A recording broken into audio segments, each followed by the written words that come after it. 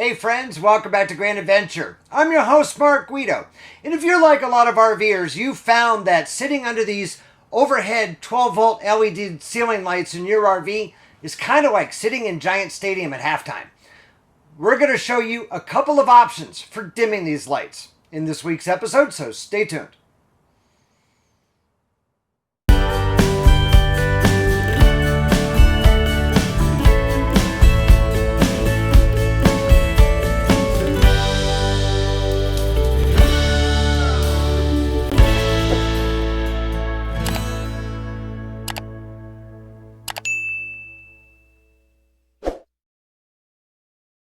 There are two sets of lights that we'd like to place on dimmers to even out the lighting in our RV. The first is directly above the theater seats, where these two 12-volt LED puck lights put out a beam that's far too bright. These lights are on a rocker switch. The other is directly above the couch where Zoe and I were sitting just a moment ago. This light, however, turns on and off via a button mounted in the center of the light. It does not have a separate switch, and therefore requires a different solution than the lights above the theater seats. So we're turning to two different products for this modification. For the theater seat lights, we're going to replace the rocker switch in the wall with this capacitive dimmer switch from RecPro. For the push button puck light above the couch, we found this nearly identical replacement dome light that has a dimmer switch built right in. So let's get to work. Let's start with the theater seat lights. We first have to pry off the decorative covers to gain access to the mounting screws. The turboprop crashes and explodes in a remote area of Patagonia. News of the accident hits home. He knew both the captain and first officer. I received a call from a crew member. I realized something was wrong. The new switch is rated for a maximum 50-watt load at 12 volts. This is what's known as a high-side switch, for installations where there's both a positive and negative coming from both the battery and the light fixtures, for 4 wires in total. If only a positive lead runs through your existing switch and there's no adjacent negative lead, you'll need what's known as a low-side dimmer switch. We'll first disconnect the old switch and cut the negative wire in two.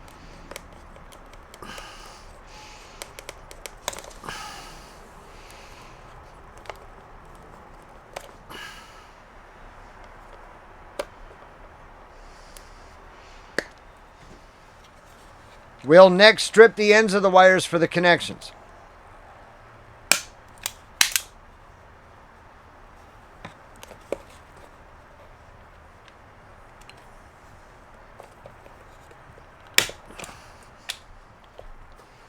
Now that we have the wires connected, we'll use crimp end caps to ensure a solid connection.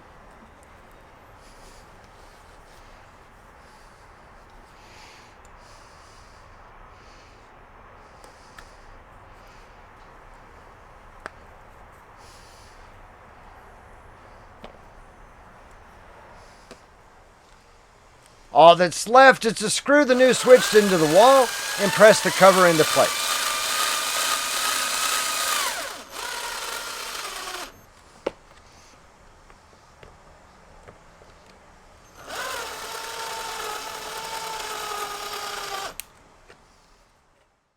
I was disappointed to discover that the new switch almost, but didn't completely cover the existing hole in the wall.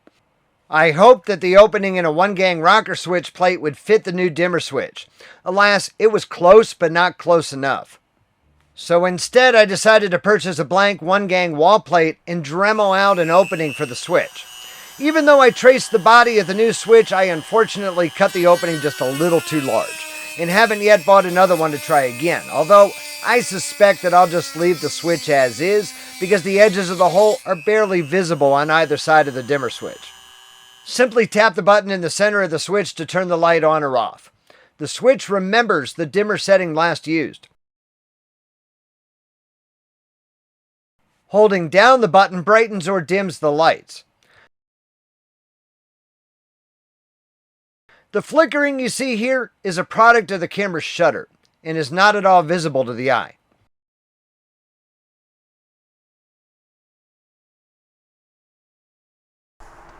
Now let's turn our attention to the ceiling puck light mounted above our couch, which is even easier to replace. You rotate the cover counterclockwise to remove the cover. This provides access to the mounting screws, which we'll remove. Pulling the excess wiring from the cabinet, we see that this is simply connected to our 12-volt electrical system by a positive lead and a negative lead. We'll cut each at the crimp connector to remove the old light fixture. Again, we'll strip the ends of the wires for the new connections.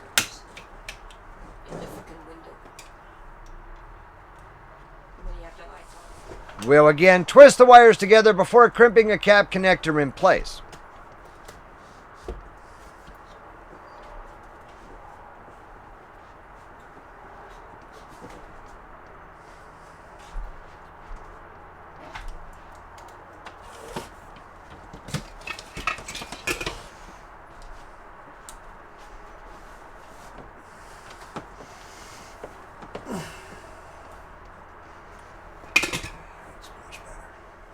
Next up, we'll tuck the excess wiring back up into the hole and screw the new light fixture in place.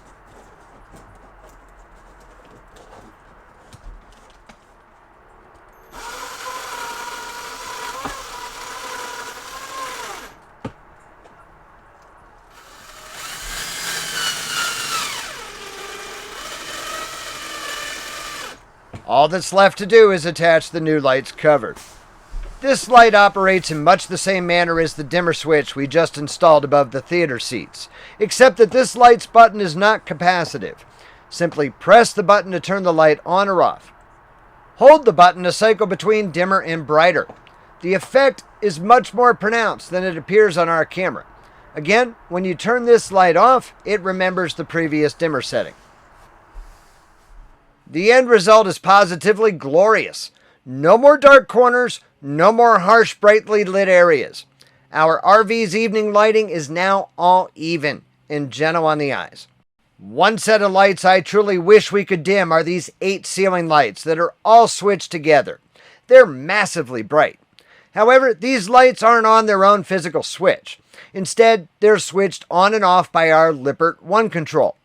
The One Control is capable of functioning as a dimmer. Unfortunately, KZ didn't program it that way, and the best we can tell, the programming is locked out to individual owners. If anyone has figured out how to get around this, we'd absolutely love to hear from you in the comments section below this video. Now, if you'd like to try to install some of these LED dimmers in your RV, we'll put links in the Grand Adventure shop on Amazon and in the video description down below. Understand that these are affiliate links. It doesn't cost you any more to shop Amazon through Grand Adventure. However, Grand Adventure does receive a small commission on each purchase that helps to bring you more and better videos each and every week. Now, another housekeeping item. There's less than a week left for you to enter the contest to win your own Zero Breeze Mark II air conditioner for your RV. If you missed that episode, which includes explaining how to enter to win, we'll put a link right up here on the screen so you can go back and check it out. We hope that you found this information useful for your RV life. If you liked this episode, please be sure to give us a big thumbs up down below. That is extremely important to us. And if you have a comment for us, we would love to hear from you. While you're down below, you'll find the comment section ready and waiting for you. We'd be honored if you share the channel with your friends, family, and on social media. But if you're not yet a Grand Adventurer yourself, we put out new outdoor RV adventure videos each and every Wednesday.